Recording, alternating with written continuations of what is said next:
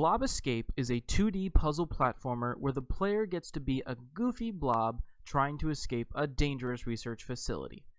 The game was intended to have meaningful pathing, with changes in difficulty and reward, therefore giving the game satisfying replayability. While we managed to get some meaningful pathing, the end result was not as impactful due to us underestimating the difficulty of creating replayability with. As a blob, the gameplay has an entirely different perspective.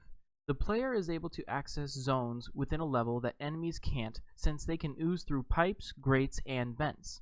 Completing the appropriate tasks within each zone is required in order to reach the exit doors. These tasks include finding keys to unlock matching doors and moving items to pressure plates to activate specific environmental interactions. The current game has more levels and hazards compared to the initial version. In the beginning, we planned on having the blobs simply slide across the floor in small rooms in order to complete a puzzle. Our initial design was focused on complex puzzle solving, but had the flaws of unused space and lacking pace change. The current game has much larger rooms, the ability to jump, and significantly more hazards to maneuver through.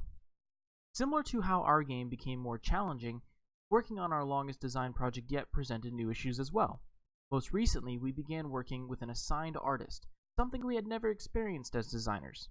Expecting this artist from the very beginning of the project gave us false confidence in their ability, as we expected them to accomplish any art-related task. The skill set of the artist not being compatible with our game's design and direction was a pitfall we were not expecting. To do what was best for the game, we ended up cutting 2 weeks of work and reverting back to our original models. Knowing what the project needs and not settling on whatever skill set is available to us, our most challenging design issue was, and still is, an ideal character controller. Once we made the decision to switch to a 2D jumping controller, all of our 3D controller knowledge was useless.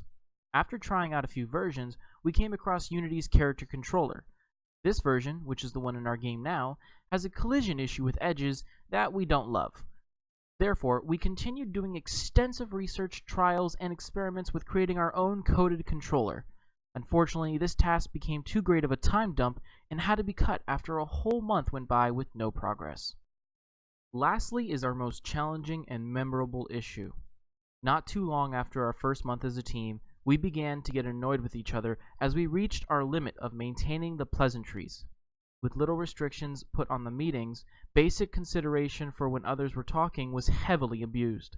The 45 to 60-minute meetings we have now used to take 4 to 5 hours due to extensive personal discussion that had no connection to the project. The hijacking of meetings forced all members to lose their personal and working time, which led to conflicts between members. After a few therapy meetings with our producer and a configuration of communication standards, we were able to work together again and be more. Along with the hard-learned lessons, there were some pleasant ones too. Having multiple mandatory and optional meetings per week meant more check-ins. Each meeting, we would say what work we have completed, discuss the next set of tasks, and who will do what. The frequent meetings meant more work was being completed regularly. The amount of success we had during some weeks gave us a great lead in the overall progress.